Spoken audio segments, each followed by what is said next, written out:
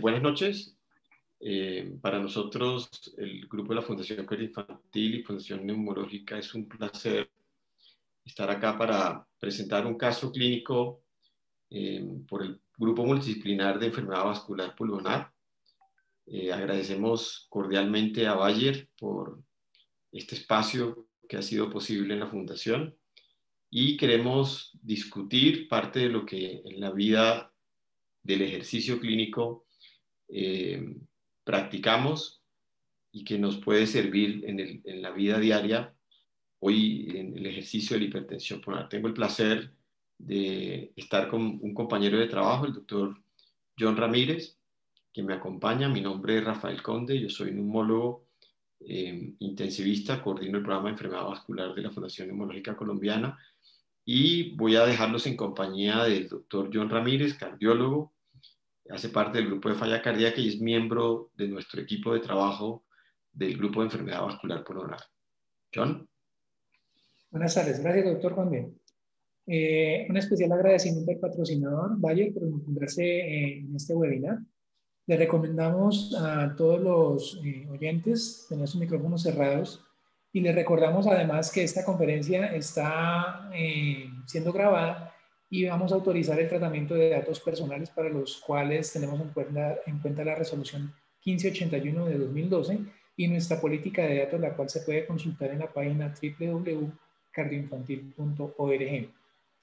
El chat de preguntas se encuentra disponible y habilitado en la barra de participantes y le agradecemos dejar allí sus inquietudes, las cuales se resolverán al final de la sesión. Gracias, doctor. Doctor Conde, no estamos viendo su presentación en modo completo. Si quiere intentar compartir nuevamente, por favor. Ok. Perdón un segundo y vuelvo y salgo. ¿Tú me la dejas de presentar como hiciste ahorita, por favor? Gracias. Eso, muchas gracias. Listo, doctor. Espérate y vuelvo a escoger la pantalla. Dame un segundo, por favor.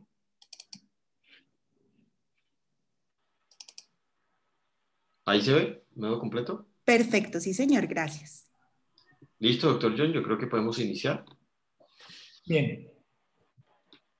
Entonces vamos a discutir un caso para hablar de un hecho importante en el tratamiento de la hipertensión pulmonar, que es la transición. Este caso corresponde a un hombre, actualmente tiene 28 años, se conoce en la institución desde el 2017, en ese momento se le documentó una hipertensión pulmonar y trae un ecocardiograma extrainstitucional con un reporte de una comunicación interauricular tipo ostium secundum con un QPQS 1.7, pero como veremos en pruebas posteriores, este hallazgo finalmente se descartó. Trae una creatinina de 1.17, él venía con una clase funcional 2. Esta es la resonancia que muestra una disfunción sistólica del ventrículo derecho. Se encontraba signos de hipertensión pulmonar, precapilar con dilatación del tronco de la arteria pulmonar y tenía una importante alteración de la motilidad del septum interventricular con algo de movimiento paradójico y una insuficiencia tricuspidia. En ese momento, por la presentación de la disnea, se valoró por el grupo multidisciplinario. Se le solicitó una ergometría enfocándolo inicialmente como un caso cardiovascular, cardiológico. La ergometría fue máxima negativa para insuficiencia coronaria. Se le realizó esta gamografía de ventilación perfusión que descartó enfermedad tromboembólica. Siguiente, por favor. Se realizó este electrocardiograma donde se encuentra un ritmo sinusal con signos de hipertrofia ventricular derecha, un eje tendiente a la derecha y una sobrecarga en la pared anterior, sobrecarga de presión, correspondiente a hipertrofia ventricular derecha. Esta placa de tórax que mostraba signos de hipertensión pulmonar precapilar de manera importante, y aquí notamos en el borde derecho cardíaco un importante crecimiento de la aurícula derecha. Siguiente, por favor. Como laboratorios traía una hemoglobina de 16,9, un ancho de distribución de 11,5, plaquetas en 220,000, unos niveles de péptido natriurético que se hicieron posteriormente en la evolución para el año 2019 que están en 44,000. Se hicieron biomarcadores para mirar si presentaba algún tipo de lesión o injuria miocárdica que fueron negativos y la creatinina anteriormente anotada. Voy a tomarme un momentico el atrevimiento del doctor Conde para que me permita compartir la imagen de video de los ecocardiogramas. Gracias.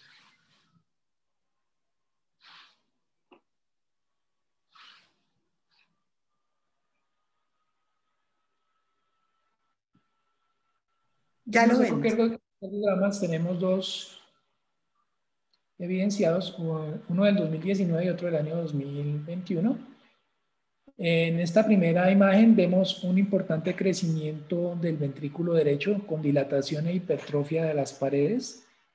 Y en esta imagen podemos ver un movimiento paradójico septal. En la imagen del eje corto podemos ver un movimiento disincrónico del septum interventricular con un colapso en sístole de la pared del ventrículo izquierdo.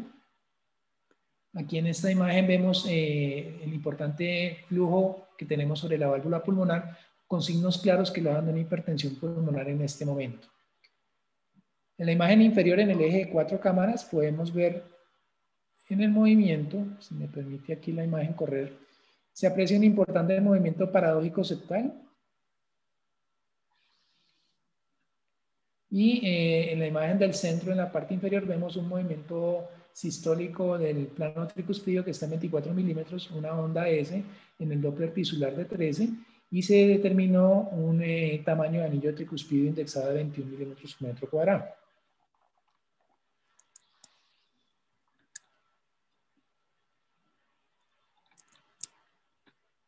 ¿Toma el control de la pantalla? Sí, por favor. Listo, perfecto.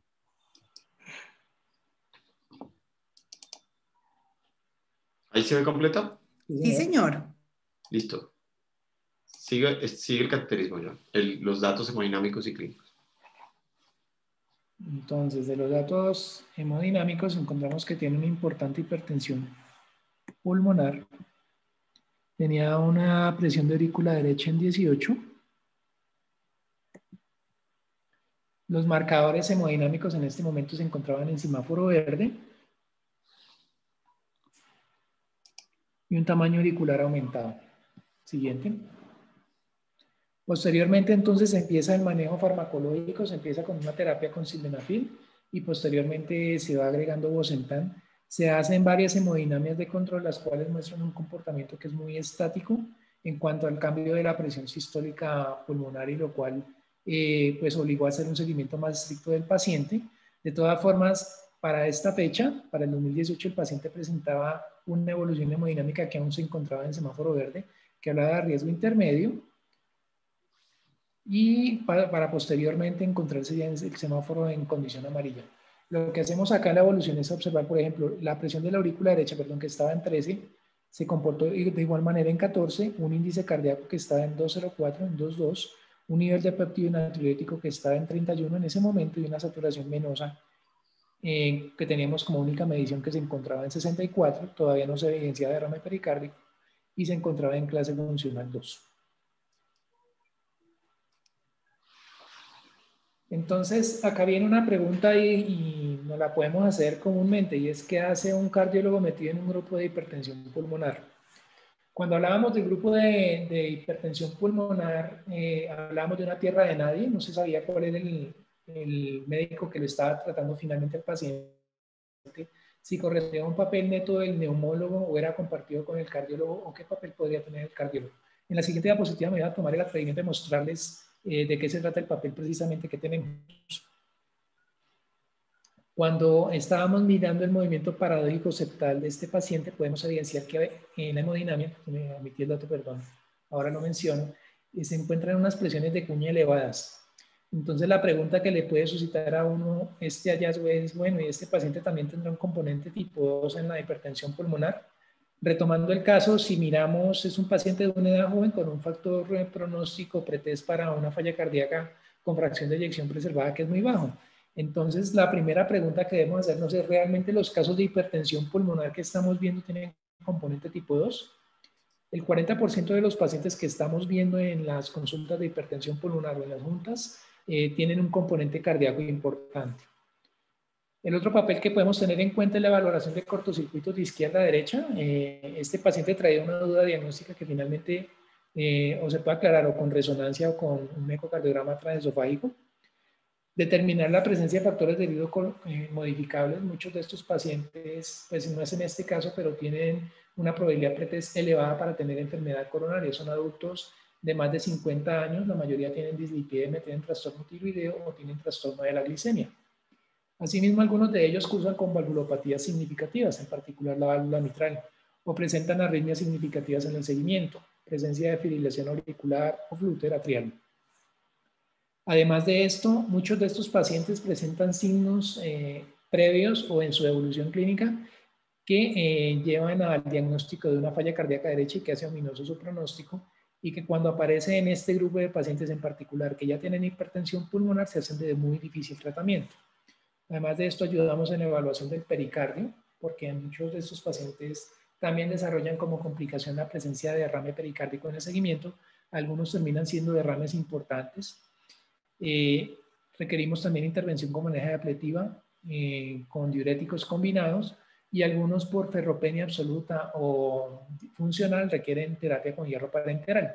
Y otro de los factores pronósticos en particular en este centro de referencia es determinar cómo es el pronóstico del ventrículo derecho cuando se va a hacer alguna intervención, y ver si este paciente puede ser candidato tal vez a trasplante pulmonar y cómo se va a comportar el ventrículo derecho, o qué predictores puede tener este paciente de que la evolución del ventrículo derecho no va a ser tan buena.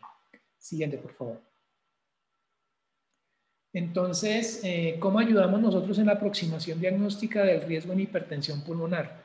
Todos estos pacientes tienen una valoración clínica y paraclínica. Entonces, arrancamos con la clase funcional. Tenemos en cuenta la progresión de los síntomas, la presencia de síncope, el test de caminata de 6 minutos, que hay que mirarlo con pinzas porque debido a la altura y a la adaptación que tienen estos pacientes a su condición, pueden tener una prueba de caminata de 6 minutos que sea aparentemente normal, pero realmente funcionalmente están muy limitados. Pruebas de ejercicio cardiopulmonar, los niveles de congestión compactiva y natriuréticos, hallazgos en la imagen de ecocardiografía como el tamaño de aurícula derecha, la relación del ventrículo izquierdo con el derecho y el patrón hemodinámico que ya repasaremos más adelante nuevamente con este paciente. Lo que tomamos lo podemos hacer de dos maneras: tomar la perspectiva europea y clasificamos todas estas variables que estamos mirando y vamos clasificando si el paciente tiene algunas de estas variables en verde, cuántas tienen amarillo, cuántas tienen rojo. Hacemos una sumatoria total y de acuerdo a eso se clasifica el paciente a un riesgo final. Con eso determinamos si el paciente está en un bajo riesgo con hipertensión pulmonar, un riesgo intermedio o un riesgo alto que nos haga ser más agresivos o ser un poquito más laxos en el seguimiento del paciente. La otra aproximación es hacerlo en la tabla de la izquierda con la escala de Reveal. Se toman básicamente las mismas variables, pero estas las podemos hacer con un software automatizado con una aplicación. Siguiente, por favor. Entonces, nos sentamos frente a cualquier caso de estos pacientes y lo que primero pensamos, bueno, es este paciente encajaría dentro del 40% de aquellos que tengan una hipertensión pulmonar de grupo 2. Hablemos de probabilidades. Aplicamos el algoritmo del HPEF. Entonces, si es un paciente con un peso aumentado, con un índice de masa de más de 30, si es hipertenso tomando más de 2 medicamentos para hipertensión arterial sistémica, las presiones de llenado determinadas por el ecocardiograma con un E', relación de más de 9, la presencia de una presión sistólica pulmonar de más de 35, si es un paciente de más de 60 años va sumando puntaje, y si tiene arritmias como fibrilación auricular se les va sumando. Uno hace la sumatoria al final y con eso determina si el paciente tiene o no tiene una probabilidad importante para desarrollar una hipertensión pulmonar con componente de tipo 2. Pues no es el caso de este paciente, pero sí lo presentamos en la gran mayoría de ellos.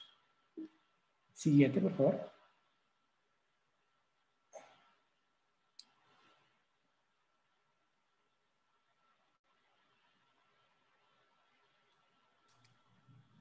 No vemos la pantalla, doctor Conde.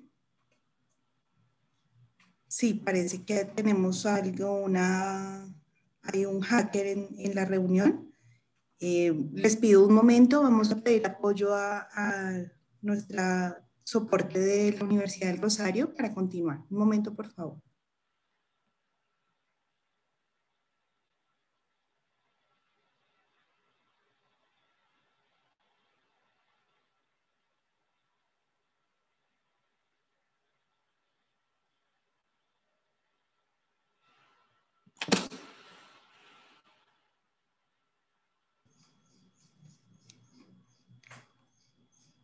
Compañero de la Universidad del Rosario, ¿nos indicas, por favor, en qué momento podemos retomar?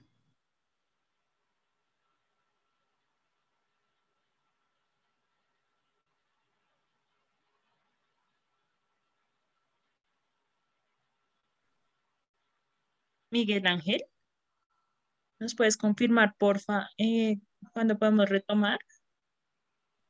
Hola, si ya eliminé a la persona, ya creo que lo pueden retomar. Estoy mirando si vuelve a ingresar o no vuelve a ingresar, pues ya la persona está eliminada.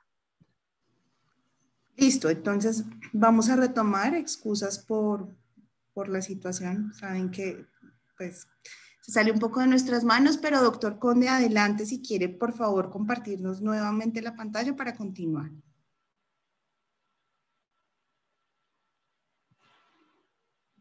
Gracias, doctor, ya la vemos.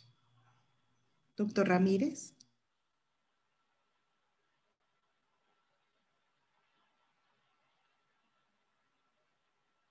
Bueno, gracias. Entonces, estábamos aquí en el algoritmo para clasificar si tenían hipertensión pulmonar de tipo 2 o no, y de acuerdo a eso, entonces evaluamos. Hacemos una sumatoria de factores de riesgo. Si los factores de riesgo van de 0 a 1, no consideramos una causa cardíaca. Si da una sumatoria de 6 a 9, consideramos que realmente tenga una falla cardíaca con fracción de eyección preservada. Y si está entre 2 y 5, lo que hacemos es una medición de péptidos natriuréticos o acompañarlo de una medición invasiva. Siguiente.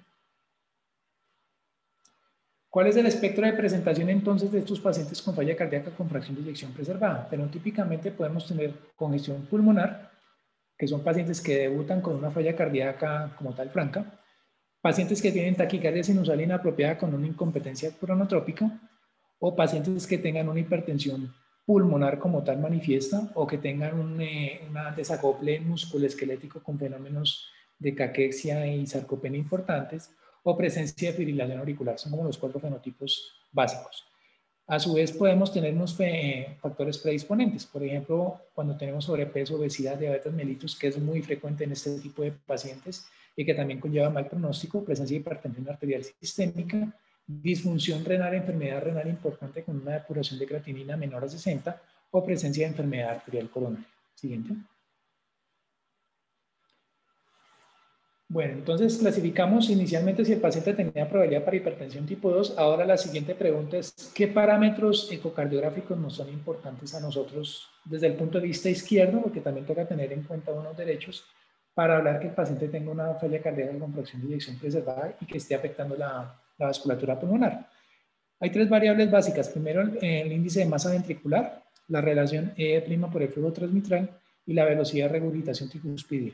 Cuando sumamos estas 3 y tenemos una alteración importante, por ejemplo, con un índice de masa de más de 94 en mujeres o 114 en hombres, con una relación E' que vaya aumentando por encima de 9, que va correlacionado muy de la mano con mortalidad, o una velocidad de llegue regurgitante tricuspidio que vaya aumentando, pues realmente la sumatoria de variables va aumentando a la vez el hecho de que se esté relacionando con una hipertensión pulmonar de tipo 2 y se correlaciona mucho con mortalidad. Cuando se da una conjunción de todas estas variables, pues la probabilidad es más alta de que también haya una hipertensión pulmonar de tipo 2 asociada. Algunos de estos factores pueden estar también disociados y presentarse por separado. Siguiente, por favor. Cuando tenemos en cuenta los múltiples estudios que se han realizado aleatorizados, el Paragon, que fue con sacubitril, valsartán, el TOCA con eplerenona y el IPSF con iversartán, nos damos cuenta que los puntos de corte para definir una hipertrofia ventricular fueron muy diversos y no hay una homogeneidad, igual que ocurre con área auricular, con la relación E' o con la resistencia vascular sistémica. Siguiente. El otro punto importante para nosotros es aclarar si el paciente tiene o no tiene una deficiencia de hierro. Un paralelo que se puede hacer es algo parecido a lo que ocurre con falla cardíaca izquierda, pero acá aterrizado particularmente en hipertensión pulmonar. Realmente estudios aleatorizados para corrección de deficiencia de hierro no existen, existen solo unos registros. Acá tenemos un registro publicado en la Heart and Lung en 2018, donde tenemos en cuenta un punto de corte de saturación de transferrina menor de 20 para deficiencia de hierro y anemia definida con los criterios de OMS para este récord de registro, donde tenemos una hemoglobina de 11,5 para mujeres y 13 en hombres.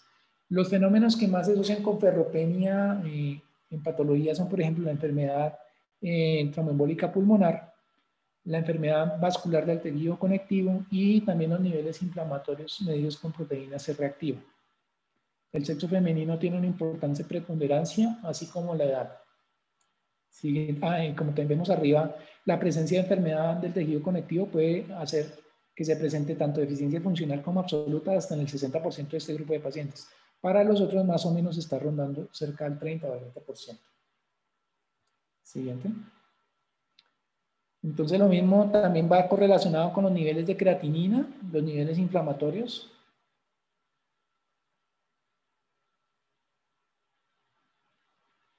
Tenemos problemas con la pantalla nuevamente.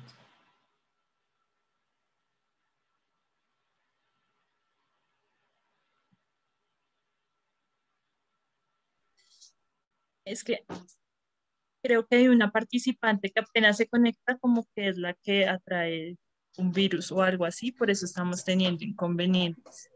Sí, yo creo que lamentablemente nos vamos a Va a tener tocar.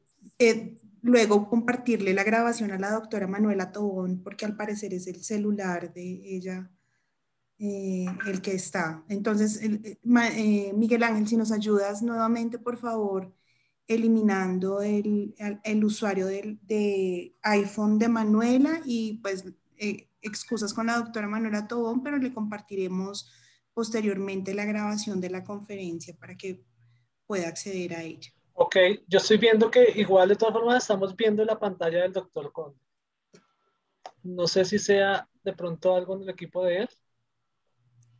Voy a volver a eliminar a la doctora Conde, a la doctora Manuela y ya les confirmo. Gracias, gracias Miguel Ángel. Mile, ¿puedes por favor? Porque, listo, ya desactivamos también la pantalla del doctor Conde. Si quiere intentar nuevamente, doctor, por favor, compartir su pantalla.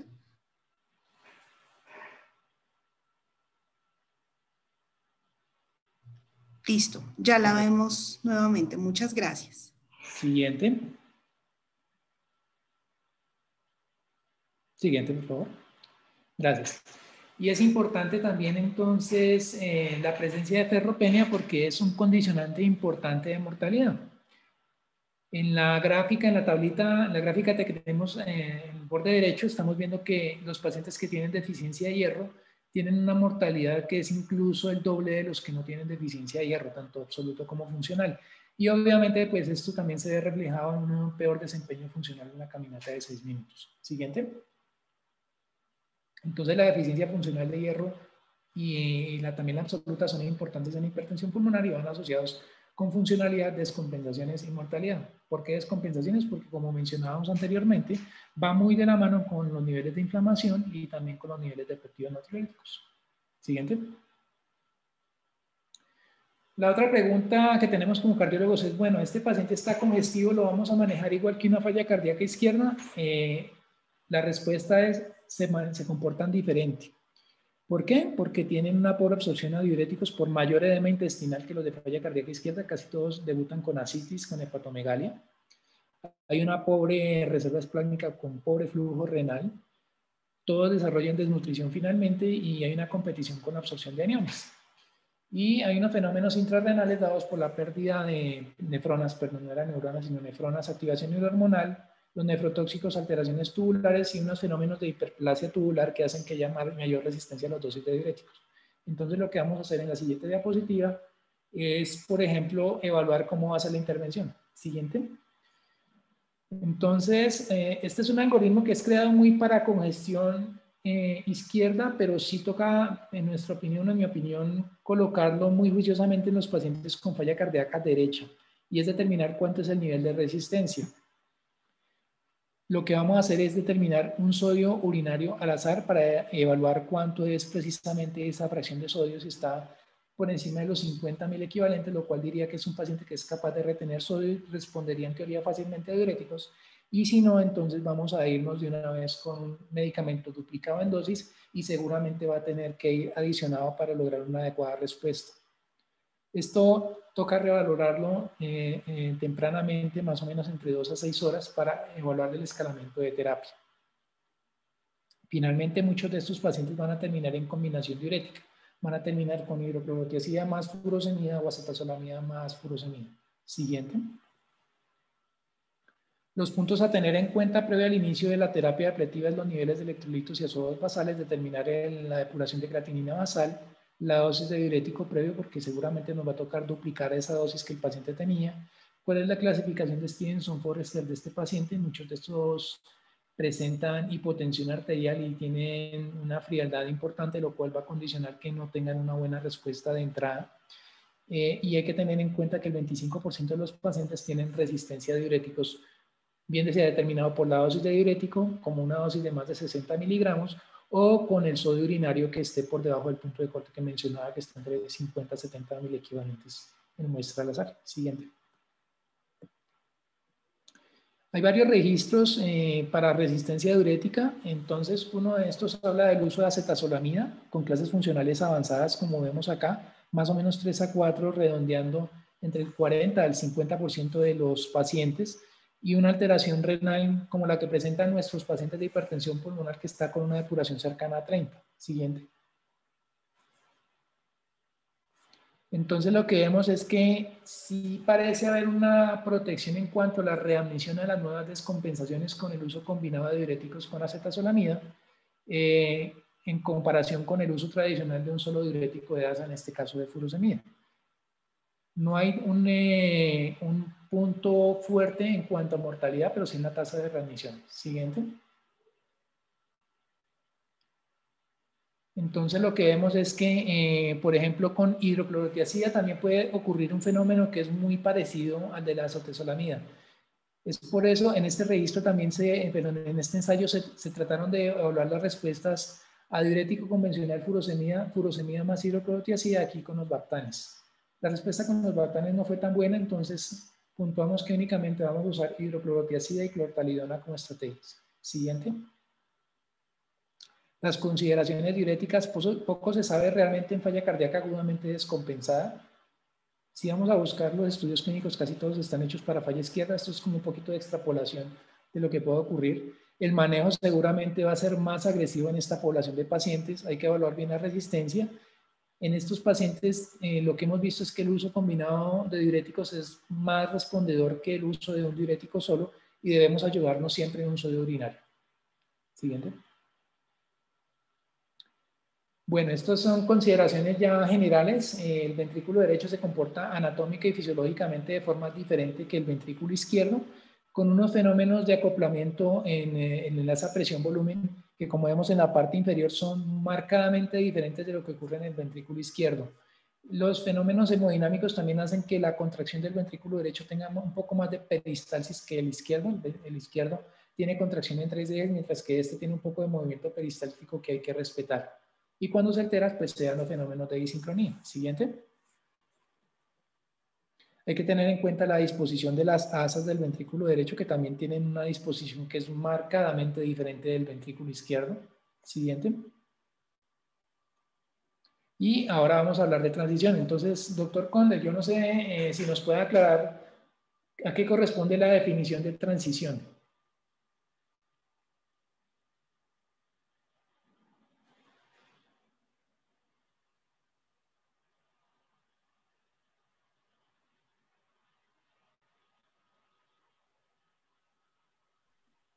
Doctor Conde tiene su micrófono silenciado.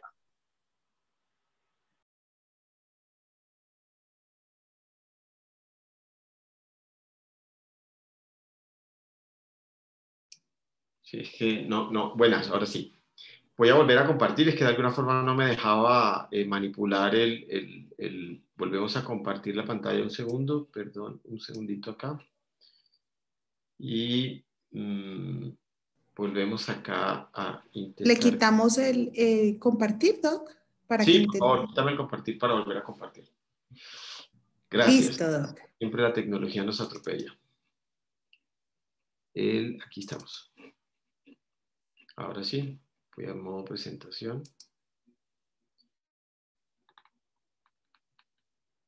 Ahí están viendo mi pantalla, ahorita sí, listo. Gracias, John, muy amable.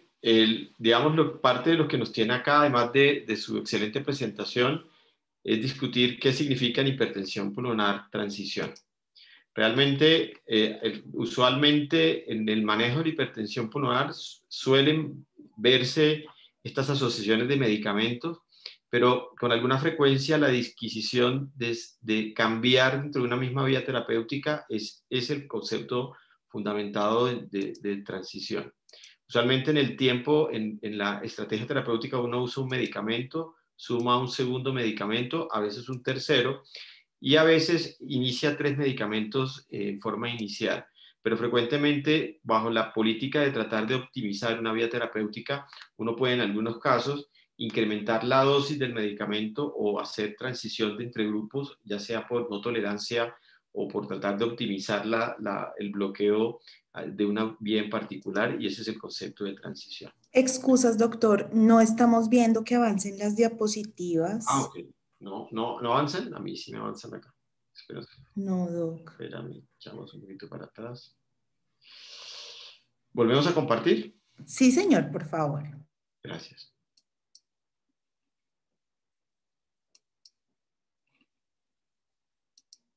Ahí.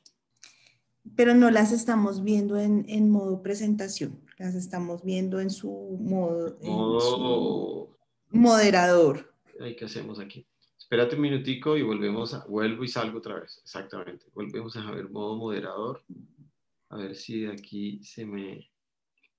Compartir. Compartamos esto. Ahí.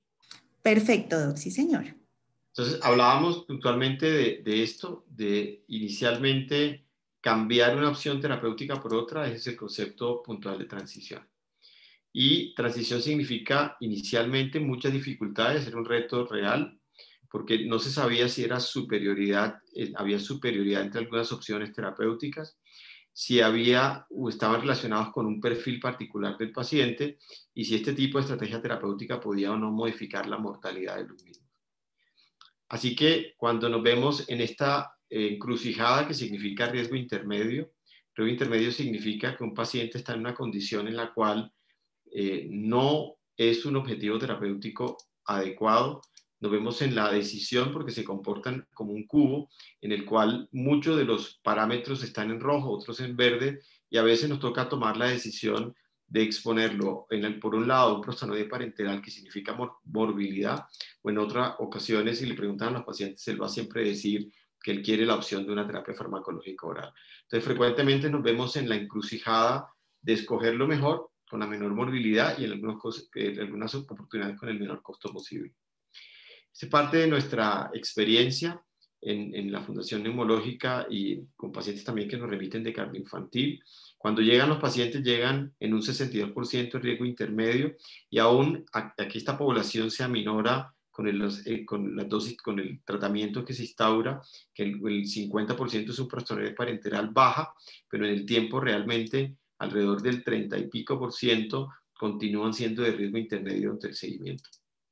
Entonces, riesgo intermedio significa esto, que un paciente, 44% en el registro sueco, que pueden no cambiar en el seguimiento un 38% al año, y finalmente eso se traduce en el riesgo de un desenlace fatal o un trasplante en un 43% en el año, a 3 años. Quiere esto decir que de alguna forma el riesgo intermedio no es una opción terapéutica válida o una meta terapéutica válida en el seguimiento de los pacientes. Y es la razón por la cual, aquí ustedes ven la estratificación de riesgo que bien el doctor John montaba, permite clasificar en 3 grupos de riesgo, bajo, intermedio y alto.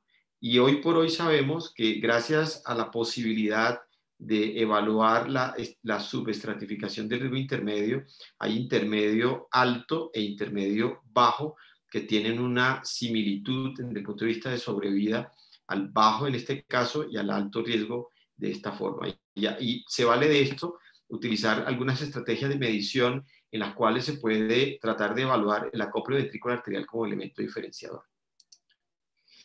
Entonces, cuando estamos en un paciente con frente a hipertensión pulmonar, tenemos que hacer todo este ciclo en el cual un paciente tiene un tiempo de diagnóstico de 2.5 años, donde es fundamental establecer un diagnóstico una estrategia de acceso del riesgo o de evaluación del riesgo, construir un plan de manejo fundamentado esencialmente en las estrategias terapéuticas que tengo disponibles y una estrategia estructurada de seguimiento para definir un plan y lo que es más importante, la reevaluación. Quiere eso decir que probablemente las opciones de tratamiento están relacionadas directamente con la posibilidad que yo tengo a mi alcance, pero siempre pensando en lo mejor para el paciente de alguna forma. El riesgo intermedio, la transición estaba fundamentada inicialmente sobre estudios observacionales que no tenían grupo control y que se evaluaba desde la seguridad, la eficacia clínica y en algunas formas el impacto terapéutico. Y vamos a mostrar algunos de los estudios iniciales. El estudio pivotal que arrancó todo este concepto de transición fue el estudio RESPITE. Tenía como característica se evaluaron 60 pacientes, se hizo un periodo de lavado y se inició Riociguat de un inhibidor de fosfodiesterasa 5, que es el sildenafil, en su gran mayoría asociado a Bosentan, con la intención de incrementar los niveles, de aprovechar la vía del óxido nítrico al máximo. Los resultados fueron estos: una mejoría importante en la caminata 6 minutos y una mejoría sustancial en los niveles de NT/BNP. El problema de este estudio estuvo en que, más allá de que él mostró que los niveles de GMP cíclicos sí son diferentes en el seguimiento, es decir, de alguna forma sí se explota mejor esa vía, porque los niveles de GMP cíclicos incrementaron el seguimiento comparativamente. Tiene el problema, y fue la crítica grande de este estudio, fue un estudio abierto en el cual un porcentaje importante de los pacientes no completaron el seguimiento y que el análisis podía estar sesgado por ese problema, sobre todo en la clase funcional en el proceso de seguimiento. Este estudio fue hecho en vida real, que fue el Capture. El Capture lo que mostró tenía como gran limitación que el 34% de los pacientes estaban en clase funcional 1 y 2, y que la proporción realmente en la cual nosotros buscamos dar respuesta a la pregunta ¿qué riesgo intermedio? Realmente no incluía a esa población, y además 38% de los pacientes tenían monoterapia, cuando en nuestro medio la gran mayoría de los pacientes cuando llegan a la consulta tienen biterapia.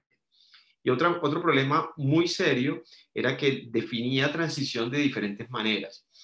Por ejemplo, pérdida de la eficacia de la terapéutica, solicitud del paciente, pérdida de tolerancia por razones económicas, por decisión médica, porque sí, y por disponibilidad de la medicación target.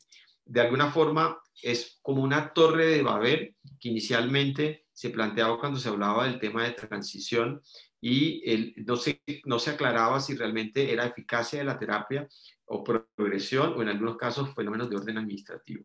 Y en forma adicional, los pacientes caminaron solamente 10 metros en ambos grupos, aunque el perfil en el seguimiento de clase funcional definitivamente sí cambió. Este estudio fue muy chiquito, tenía más o menos el mismo diseño que el anterior, también totalmente observacional, pero en este estudio no hubo diferencias en algunos valores del punto de vista de biomarcadores, aunque algo de mejoría en la clase funcional y de alguna forma mejoría desde el punto de vista hemodinámico. Es decir, las respuestas continuaban siendo ambiguas y no había de alguna forma una respuesta categórica a exactamente qué tenían los pacientes. Así que el pasado de la transición era esta, una teoría en la cual se quería validar la experiencia, pero realmente estaba fundamentada sobre resultados inconsistentes, una definición no clara y unos datos epidemiológicos fundamentados solo en estudios observacionales. De aquí nace la estrategia Replace, que era ya, esto es otro tipo de diseño completamente mejor fundamentado, en el cual quería evaluarse el impacto global de cambiar una paciente en biterapia con condiciones de riesgo intermedio, tratando de optimizar la vía de la guanilato ciclasa de alguna forma, y con unos endpoints secundarios, que era mejorar los biomarcadores que usualmente manejamos en hipertensión pulmonar. Y por otro lado, un subestudio del cual aún no tenemos respuesta, y es evaluar el impacto desde el punto de vista de remodelado del ventrículo derecho, que hoy por hoy cada vez recobra más importancia. Esta era la población del Replace, pacientes en riesgo intermedio con clase funcional 3, con caminata de 6 minutos en este rango de tratamiento. El punto primario era en la semana 24, mejoría de la caminata a 60 metros o disminución del NT-proBNP, o mejoría en cualquiera de estos endpoints secundarios. Como pueden darse cuenta, la población era similar en general y eran comparables casi en el momento del estudio, y la población estaba fundamentada en gran porcentaje en menores de 65 años, mujeres, gran parte de la población grupo 1, resalto la utilidad y la evidencia en hipertensión portopulmonar, que nosotros que estamos en la cardio vemos este tipo de pacientes, evidencia que agradecemos porque casi no tenemos opciones viables en este grupo de pacientes. Y los grupos eran más o menos aleatorizados de forma más o menos comparable. Estos son los resultados, lo vamos a analizar en esta diapositiva. Lo primero que hay que decir es que desde el punto de vista de porcentajes que pacientes alcanzaron el endpoint primario, fueron significativamente diferentes. Los desenlaces en el grupo que tenía solo inhibidor de fosfodiesterasa 5, sin cambio, había deterioro clínico y muerte, mientras que en el grupo que persistía en la estrategia de switch a Riociguat, no hubo ningún tipo de desenlaces. Y aquí están los valores en los cuales sustancialmente pueden darse cuenta que la mejoría entre los dos grupos es importante.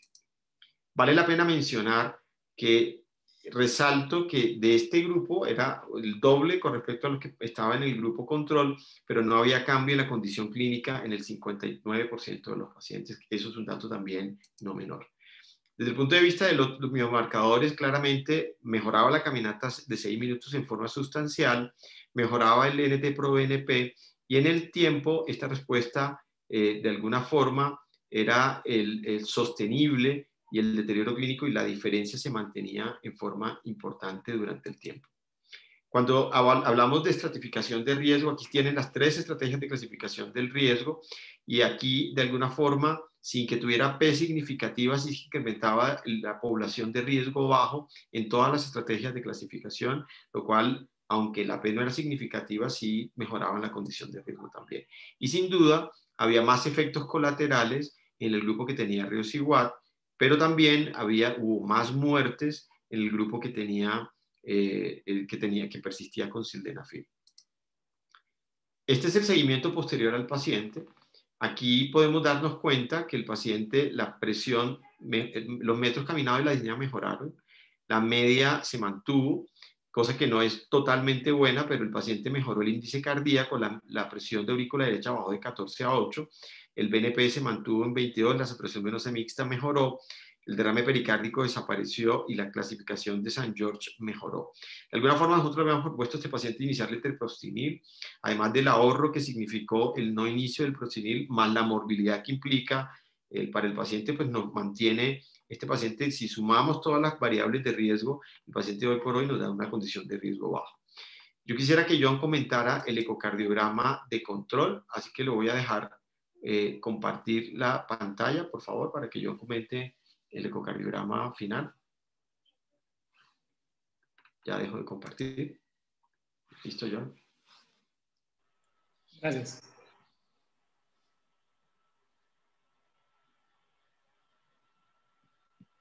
Este es el ecocardiograma de 2021. Espero que estén viendo la imagen todos.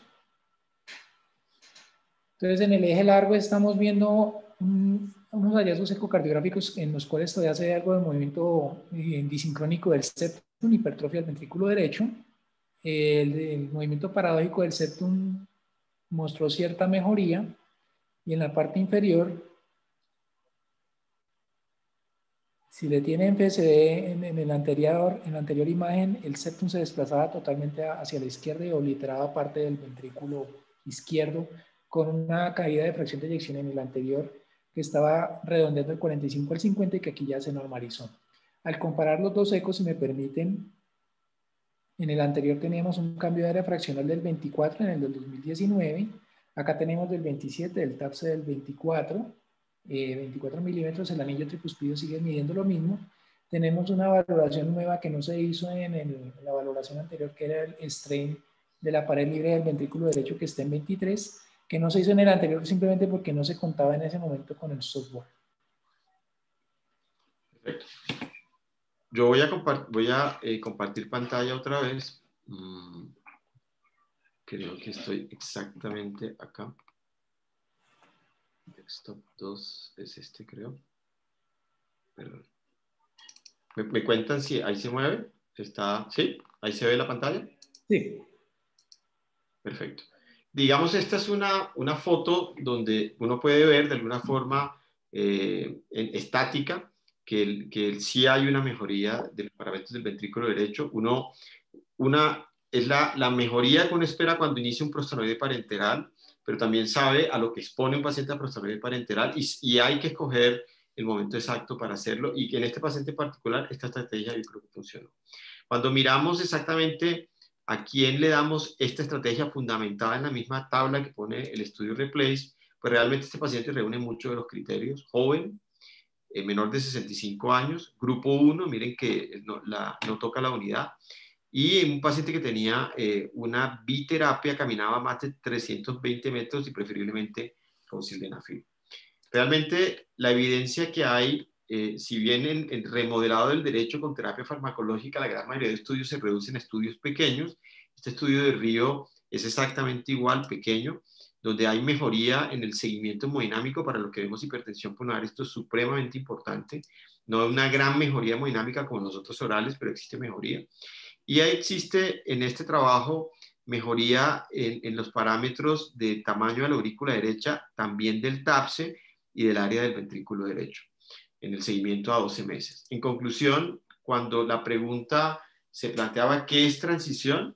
Lo primero que hay que decir es que existe una estrategia terapéutica con un estudio que definió puntualmente transición y pasó de esa torre de Babel que teníamos antes a un concepto que con un endpoint consistente en el cual hubo respuesta a las 24 semanas con una definición que clarifica una población en la cual lo podemos usar, que es riesgo intermedio. Obviamente ustedes pueden darse cuenta que en la tabla de estratificación de riesgo este paciente no tenía ningún criterio en rojo. Si tuviera algún criterio en rojo, una disfunción severa del derecho, para nada era candidato a algo oral, era candidato a algo parenteral, y que sin duda esto lo pone como una estrategia de escalada terapéutica que es válida, pero quedan dudas por responder en quién hay que fenotipificar para plantear esta estrategia terapéutica exitosa, porque recuerden que en el 59% de los pacientes no hubo mejoría. Entonces quiere eso decir que es un llamado intenso al seguimiento estructurado y que probablemente este tipo de estrategia terapéutica sirve en pacientes con riesgo intermedio bajo, como lo definí inicialmente con base en esa fórmula que evalúa el acople ventricular arterial de forma indirecta. Y lo que queda por saber es cuál es el impacto de transición sobre el ventrículo derecho, que posiblemente el subestudio de ese mismo estudio nos puede dar esa respuesta. Muchísimas gracias. Bueno, vamos a ver el chat. Había una pregunta con respecto a lo que estaba ocurriendo al inicio de la tabla. Entonces, si recordamos la hemodinamia, este paciente tenía una hipertensión pulmonar. Bueno, ¿y qué tipo de hipertensión pulmonar tiene? Hay un reporte extrainstitucional donde se mencionaba un cortocircuito auricular. Dentro de los paraclínicos que se hicieron, pues se hizo la resonancia y tenía desde ese momento del 2017 un ecocardiograma transesofágico que no traje a colación porque simplemente se descartó el defecto. Entonces con eso se quedó que tenía este paciente una hipertensión pulmonar de tipo 1. Entonces viene la pregunta, ¿por qué tanta hemodinamia junta en un paciente que está con la semaforización inicial en verde? Al ver la hemodinamia, este paciente tiene una resistencia vascular pulmonar inicial que estaba cercana a 15, con unas presiones sistémicas menores que las presiones pulmonares, donde realmente, pese a que estaba en clase funcional 2, habían unas cosas que no le gustaban a uno y requirió un seguimiento más estricto 2018-2019. Sí, digamos que yo soy de los que cree que, y no solo yo, sino otros también, la presencia de un eco con derrame pericárdico, desplazamiento del septo, obliga sin duda a ser mucho más acuciosos en el seguimiento.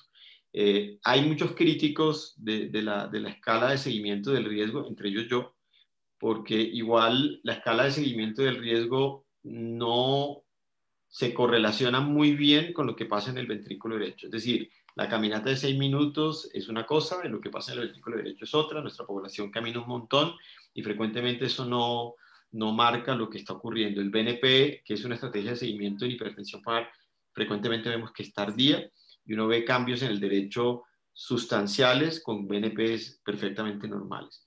Probablemente la volumetría del derecho sumada a esta estrategia de riesgo podría ayudarnos con parámetros de seguimiento muy claros en definir quién requiere una cosa o más la otra. Inclusive el cateterismo, que es muy útil, también se queda corto en alguna información que uno pudiera utilizar en la toma de decisiones también. Por eso el cateterismo se le hizo. Doctor Conde, ¿qué opina entonces del uso de Riociguat y a qué población se podría equiparar? ¿Podría uno usarlo en cualquier subpoblación de hipertensión pulmonar? Digamos, el río tiene una evidencia absolutamente contundente y sólida en grupo 4, en grupo 1 también la tiene. Lo que este estudio plantea es en un tipo de población puntual no severamente comprometida la posibilidad de hacer transición. Eso yo resalto el término no severamente comprometida. El estudio lo que plantea es que hay una población que responde, que es el 40 y un 60 que no, lo cual quiere decir que si el paciente tiene una condición de riesgo intermedio bajo lo podemos definir de varias formas, uno puede darle tiempo al paciente de usar una estrategia oral, ¿sí? En ese grupo, en ese subgrupo poblacional. La estrategia oral puede ser RIO, puede ser perfectamente Celexipac. Entonces uno debe definir con exactitud, de acuerdo a lo que tenga, de acuerdo al costo, de acuerdo a las posibilidades de seguimiento, qué opción es mejor de acuerdo a cada paciente en particular. La tolerancia es fundamental. Cada medicamento tiene unas cosas a favor, unos estudios diferentes, con unos endpoints compuestos ambos, pero igual, digamos, con una población más grande, también el Grifon, pero también esta es la posibilidad de tener opciones terapéuticas en un grupo de pacientes tan comprometidos. Yo la celebro porque es una opción que es válida hoy por hoy, antes no tan clara, hoy me parece que tiene una evidencia que lo soporta.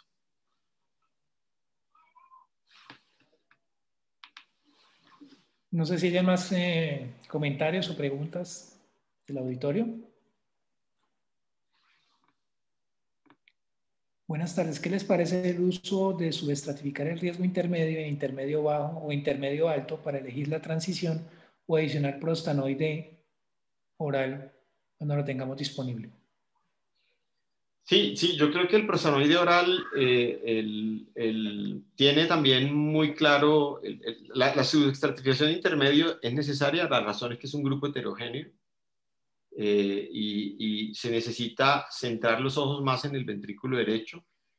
Afortunadamente yo cuento con gente que nos ayuda a la interpretación de muchos de los datos que deberíamos tener claros. La evaluación del riesgo no debe hacerse lejos de la fisiología del derecho. Los parámetros hemodinámicos, los parámetros de seguimiento de riesgo definen poblaciones, pero no están ajustadas a fenotipos.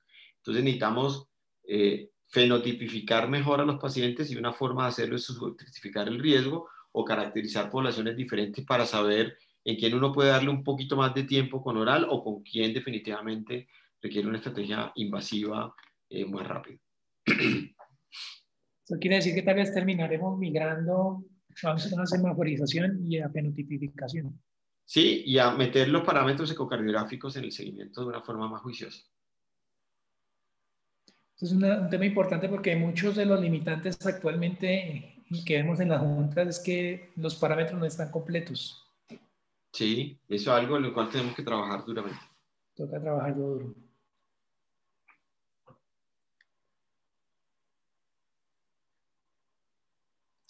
Creo que no hay más comentarios.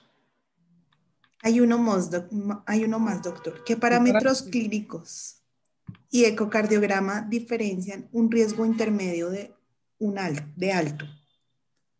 Sí, digamos que el trabajo con el cual se fundamenta este concepto fue publicado hace 2 años. Lo que intentan es, a través de una estrategia no invasiva en la cual se correlaciona el TAPSE sobre la presión sistólica pulmonar con una relación menor o 0 a 0,3, se correlacionó muy bien con una elastancia máxima sobre la elastancia arterial menor a 0,8. En la curva ROC fue la que mejor relación dio. Esta variable nos ayuda un montón en cuanto a ayudar a discriminar esas dos poblaciones con mayor exactitud. Entonces, eso hablaría más o menos de acople ventricular arterial. Creo que tiene mucha utilidad. También hay otros parámetros, el área, el índice de TI, o sea, hay varias variables, pero esta en particular tiene un soporte ya en la literatura y creo que va a ser muy útil hacia el futuro. Correcto.